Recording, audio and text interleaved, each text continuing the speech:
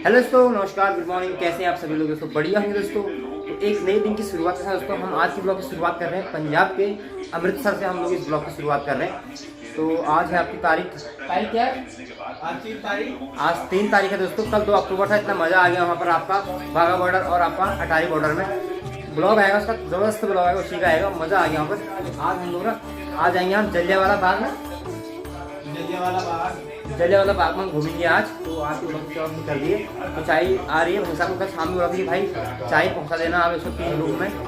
2 number 103 में 3-4 चाय के लिए बोला था। आज 7 बजे की टाइमिंग थी, लेकिन मुझे साहब आए नहीं। 8 बज चुके हैं तो दोबारा बोल के आए मैं चाय के लिए। तो फिलहाल चाय पीते चाय पीते। फिर उसके बाद हम जाएंगे आज आपका जलियांवाला बाग। आज आपका अमृतसर के पंजाब में हम लोग घूमेंगे। ठीक है दोस्तों। तो आज की ब्लॉग की शुरुआत हो रही पंजाब के अमृतसर से। मिलते हैं आपको से चाय पीते। फाइनली दोस्तों, जिसका था इंतजार, हम पहाड़ियों की जो शुरुआत होती है चाय से ही होती है। भाई साहब नहा लो, जल्दी नहा लो भाई साहब, नहा लो यार। और लोग भी है ना, शैम्पू मंगाऊं लानी है। तो फाइनली हम लोग रेडी हो चुके हैं। और हम जो आपका 2 भाई लोग हैं ना, वो अपने किसी काम के लिए चले गए बाहर।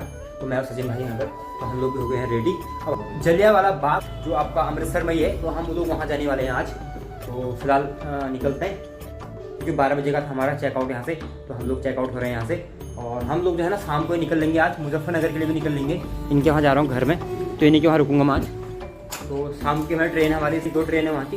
एक है 4:30 बजे वाली और एक है आपकी 5:30 वाली। तो देखो क्या होता है। तो फिलहाल हम लोग घूमते हैं आपका जलियांवाला बाग। हम लोग जा रहे हैं घूमने के लिए, तो चलते हैं। तो दोस्तों हम लोग जा रहे हैं आप सीधे जलियांवाला बाग। चलो सर, लॉक नहीं करना सर। तो सामान तो कुछ छूटा नहीं हमारा। तो ये रूम था हमारा, लॉक कर दिया। निकलते हैं आगे को।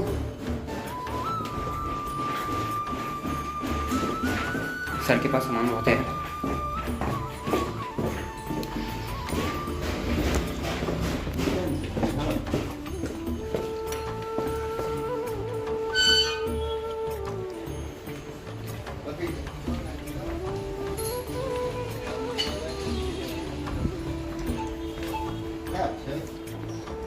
तो हम लोग हो रहे हैं, चेकआउट हो रहे हैं यहाँ पे।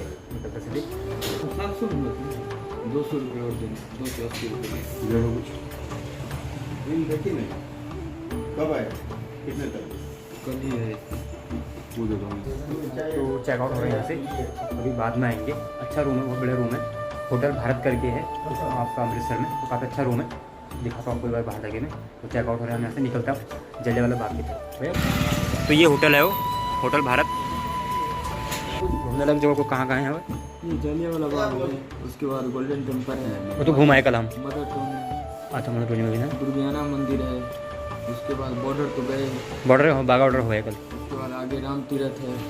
कुछ पहले हम लोग ना थोड़ा ब्रेकफास्ट कर लेते हैं। खाना भी हमने कुछ खाया नहीं है। तो सबसे पहले हम लोग अपना पेट पूजा करेंगे, भोजन करेंगे। आपका ब्रेकफास्ट करते हैं, फिर आपको मिलते हैं। ठीक है। तो दोस्तों ब्रेकफास्ट तो हम लोग कर नहीं रहे ना, क्योंकि 2 भाई लोग और हैं, वो अभी हमारे यहाँ पर है नहीं। तो वो हम मिलेंगे आपका जलियांवाला बाग वाले मिलेंगे, जलियांवाला बाग की मिलेंगे। तो हम लोग ब्रेकफास्ट कोई भोजन होगा, हम लोग आप जो है आपका जलियांवाला बाग में करेंगे। जलियांवाला बाग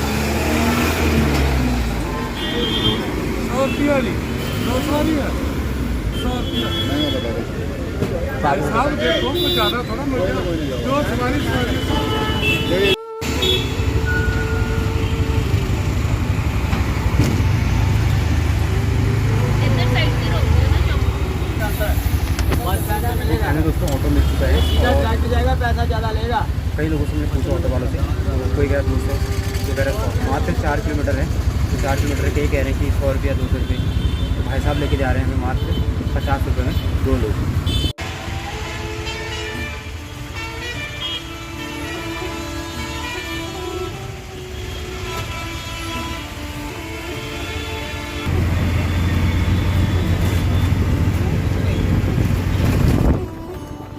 दोस्तों ऑटो वाले ने हमें बाहर उतार दिया। कह रहा कि देखो जाना मना है, लेकिन चलो कोई बात नहीं। कितने मीटर यहाँ से? 1 किलोमीटर। यहाँ से 1 किलोमीटर और है जलियांवाला बाग।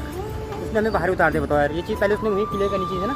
ऑटो वाले ने पहले में वहीं बताना चाहिए था कि मतलब मैं आपको बाहर ही ड्रॉप करूँगा, वहाँ अंदर लेके नहीं जाऊँगा, वहाँ अलाउड नहीं है। तो हम करते हो चीज़ को, उसने हमें बाहर उतार दिया। अब यहाँ से जो है ना 1 किलोमीटर और दिखा रहा है। चलो चलते पैदल पैदल घूम लेते हैं, क्या करना है। पिज्ज़ा यहाँ पर हमने ऑर्डर कर रखा है। दोस्तों यहाँ पर पिज्ज़ा आ चुका है हमारा, पिज्ज़ा खाते हैं, मिलते हैं।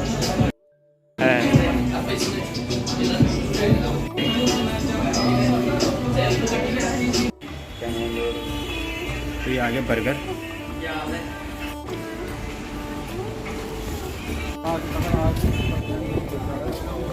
एक बार फिर से हम लोग जो है आपका गोल्डन टेम्पल की ओर जा रहे हैं। हम लोग हम कल शाम को आए थे यहाँ पर, तो मुझे लगा कि हम कहाँ पहुँचे करके, तो ये वही जगह है जहाँ पर हम कल शाम आए थे, गोल्डन टेम्पल।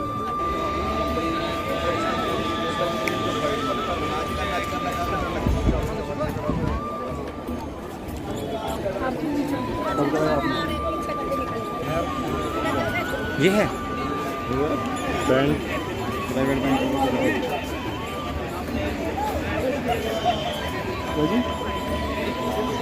फाइनली हम लोग पहुँच चुके हैं आपका जलियांवाला बाग। ये रास्ता है, तो अब चलते हैं अंदर की ओर। तो दोस्तों जलियांवाला बाग के बारे में थोड़ा बातचीत कर लेते हैं। तो जलियांवाला बाग अमृतसर के स्वर्ण मंदिर के पास एक छोटा सा बगीचा है, जहां 13 अप्रैल 1919 को brigadier general Reginald Edward Dyer के नेतृत्व में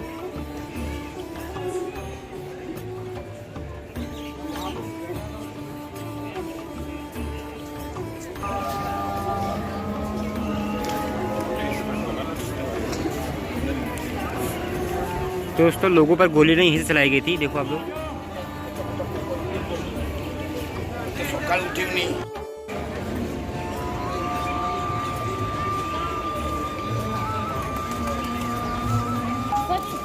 अंग्रेज़ों की गोलियों से बचने के लिए अनेक लोग जो हैं आपके कुएं में कूद गए थे, लेकिन उन लोगों ने उनको वहाँ भी नहीं छोड़ा, वहाँ भी उन लोग को गोली मार दी। तो इस कुएं को खूनी कुआं भी कहते हैं। गुलाम भारत की कई दास्तां हैं जो इतिहास के पन्नों में दर्ज है। आज की पीढ़ी जब उन कहानियों को सुनती है तो कभी दिलों में खून दौड़ जाता है, तो कभी गर्व से सीना चौड़ा हो जाता है, कभी आंखों में आंसू आ जाते हैं, तो कभी क्रोध से भर जाते हैं। गुलाम भारत के इतिहास में ये ऐसी खूनी दास्तां भी है। शहादत का यह दिन 13 अप्रैल को होता है। इस दिन जलियांवाला बाग हत्याकांड हुआ था। तो होते हैं पूरा घूमना पड़ता है, पूरे एरिया में घूमना पड़ता है, और हर जगह आपको ना क्या कहते हैं लिखा हुआ मिलेगा, तो उसी के हिसाब से आपको समझना है, जो लिखा है वहाँ पर उसको पढ़ना है, कि आपको समझना है कि ये लड़ाई क्यों हुई थी, क्या हुआ इसमें, कितने लोग शहीद हुए, कितने लोग मारे गए, सब लिखा है।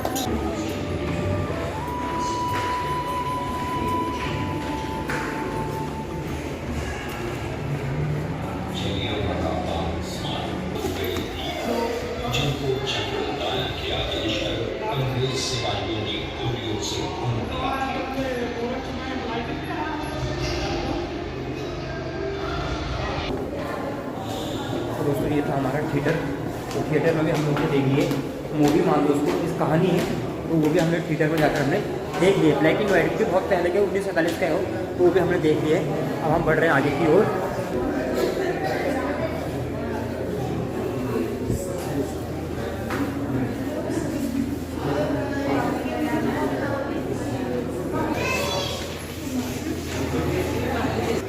हर भारतीयों के लिए जलियांवाला बाग हत्याकांड बेहद दर्दनाक घटना है, जिसमें खून की नदियां बह गईं, कुआं भारतीयों की लाशों से भर गया और मौत का मंजर हर किसी की रूह को चोट कर गया। पंजाब के अमृतसर में जलियांवाला बाग नाम की एक जगह है। 13 अप्रैल 1919 के दिन इसी जगह पर अंग्रेज़ों ने कई भारतीयों पर गोलियां बरसाई थी। उस कांड में कई परिवार खत्म हो गए, बच्चे, महिलाएं, बूढ़े तक को अंग्रेज़ों ने नहीं छोड़ा। उन्हें बंद करके गोलियां से छलनी कर दिया। 13 अप्रैल साल 1919 अमृतसर का जलियांवाला बाग मानवता को शर्मिंदा करती एक ऐसी घटना का गवाह बना, जिसने हमेशा के लिए गोरे अंग्रेजों के चरित्र पर काला दाग लगा दिया। इसी दिन जनरल डायर ने हजारों मासूम निहत्थे हिंदुस्तानियों पर लगातार गोलियां चलवाई। यही नहीं, उन लोगों के भागने का तमाम रास्ते बंद कर दिए गए सिवाय मौत के।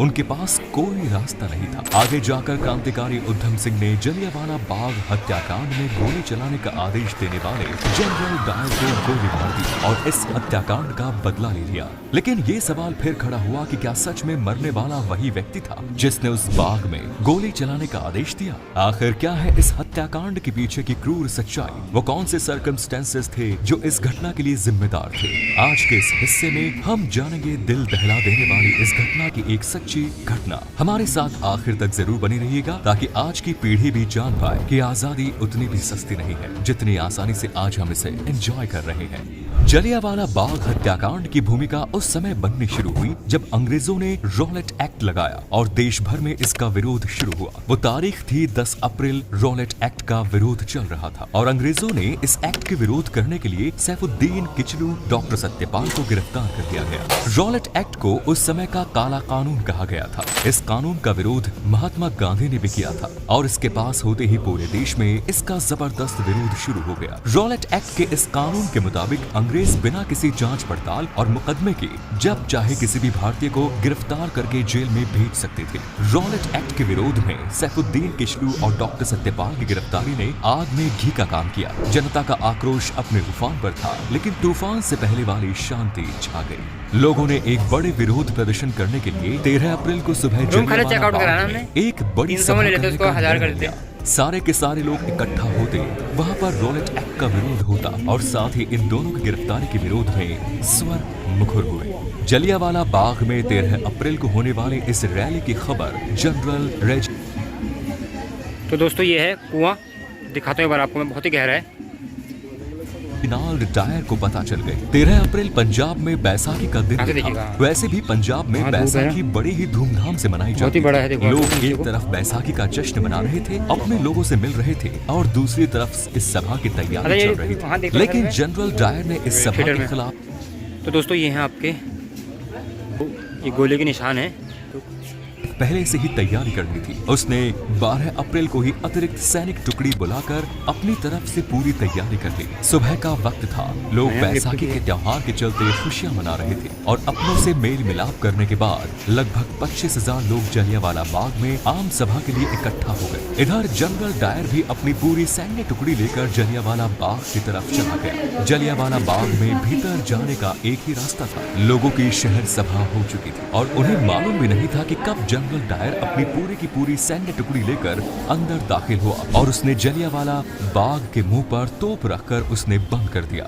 इसके बाद अपने सैनिकों की पोजीशन लेने के बाद जनरल डायर ने सीधे लोगों पर फायर का आदेश दे दिया। बिना किसी चेतावनी के, बिना एक शब्द बोले जनरल डायर के आदेश का पालन करते हुए सैनिकों ने अपनी अपनी बंदूकों का मुंह खोल दिया और लगातार गोलियां लोगों पर बरसने लगी। जलियांवाला बाग में जनरल डायर 50 राइफल और इतनी ही खुखरी लेकर पहुंचा था। इसका मतलब है कि वो पहले से डिसाइड करके आया था कि उसे क्या करना है। जवानों ने इस दौरान लगभग 10 मिनट में 1600 राउंड फायर किए। लोगों को न संभलने का मौका मिला। दोस्तों हमने लगभग आपका पूरा जलियांवाला बाग हमने जो है पूरा वैसे घूम लिया है, थोड़ा रह गया और काफ़ी मात्रा में यहाँ पर लोग आए हुए हैं देखने के लिए। भीड़ में यहाँ पर रोज़ रहती है, सुनने में आया रोज़ ही भीड़ भाड़ रहती है यहाँ पर, तो कुछ ज़्यादा ही है आज। और न बचकर भागने का। जवान बिना रुके लगातार फायरिंग कर रहे थे। जनरल डायर ने आदेश ही कुछ ऐसा दिया था। फायरिंग केवल बंदूक में गोली लोड करने के दौरान ही धीमी पड़ती थी, वरना यहाँ मौजूद जवान लगातार लोगों पर फायर कर रहे थे। लोगों में अफरा तफरी मच गई। वहाँ मौजूद महिलाएं, बच्चे, बूढ़े और जवान सभी अपनी अपनी जान बचाने के लिए जय हो कुमाऊं, जय हो गढ़वाला, उधारा नौला था गंगा का गाड़ा, कतू भल लागो मेरो पहाड़ा। जय हो कुमाऊं, जय हो पहाड़ा, हमर अल्मोड़ा भल लगत भल, हमर रणखेता भल लगत भल। जय देवभूमि उत्तराखंड, जय पहाड़, जय रानीखेत, जय उत्तराखंड, जय देवभूमि उत्तराखंड, हमारा पहाड़ हमारी जान।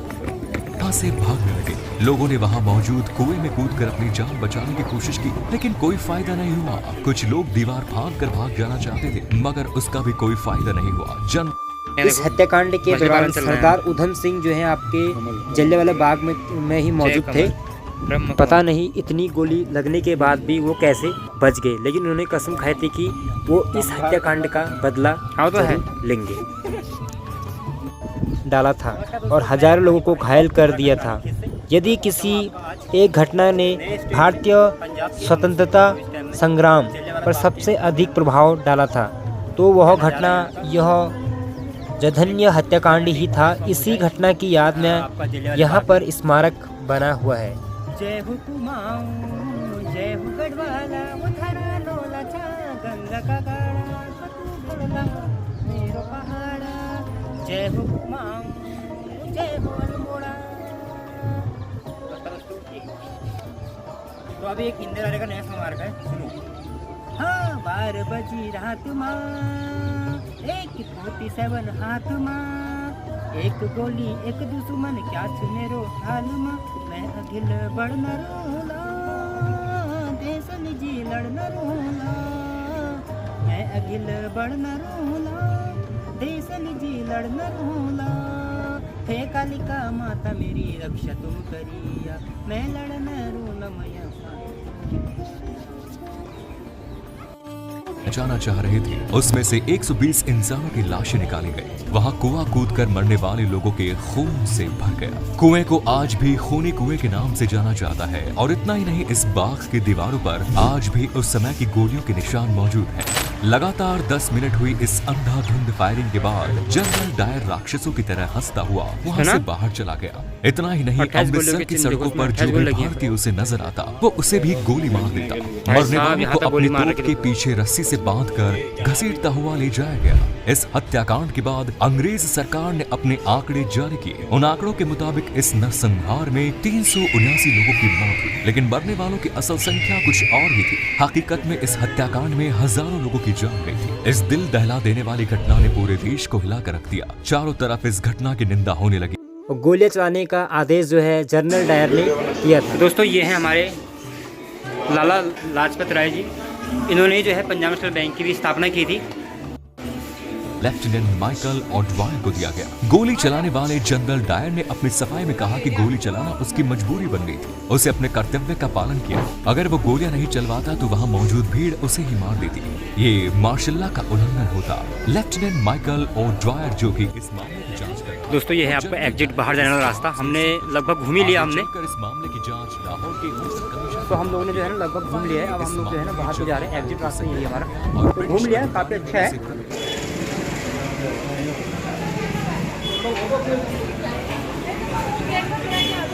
तो ये है यहाँ की मार्केट, छोटी सी मार्केट है यहाँ की।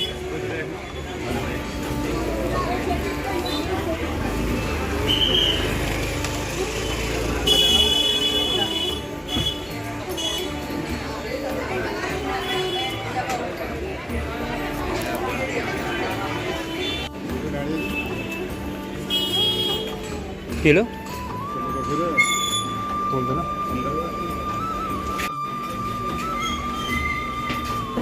ये यहाँ की स्पेशल लस्सी। तो दोस्तों ये है लस्सी। यहाँ पर ना आपको हर दुकान में आपको लस्सी पक्का मिलेगी आपको। तो लस्सी पी रहे हैं हम यहाँ पर। लास्ट वो है बस ये यहाँ पे, फिर तो ऐसे स्टेशन नहीं।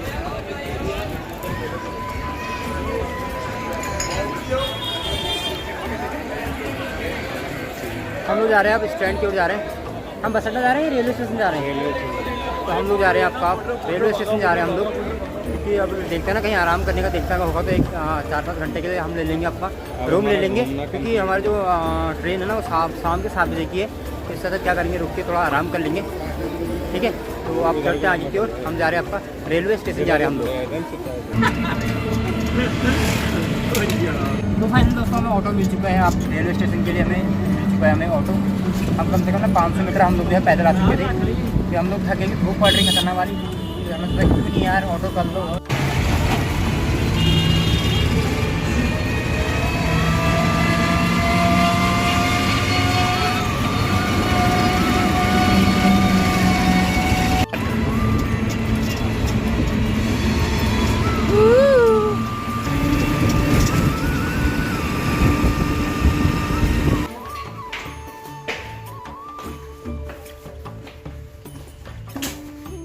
तो एक रूम लेने की जरूरत और पड़ गई हमें यहाँ मात्र 4 घंटे के लिए, क्योंकि हमारी जो ट्रेन है हमारी वो शाम की हमारी 7 बजे की है। तो हमने कहा कहाँ ऐसे घूमते रहेंगे बैठे रहेंगे, तो फिर थोड़ा आराम भी कर लेते हैं।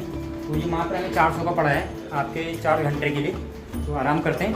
तो इस ब्लॉग को यहीं पे एंड करते हैं। मिलता आपको नए ब्लॉग के साथ। हम जाएंगे आपका आज मुजफ्फरनगर, आपका अमृतसर से हम जा रहे हैं आपका आज मुजफ्फरनगर की ट्रेन है हमारी। तो फिर मिलता है आपको नए ब्लॉग के साथ। तब तक दोस्तों जय हिंद, जय भारत, जय उत्तराखंड, जय पहाड़। Bye bye.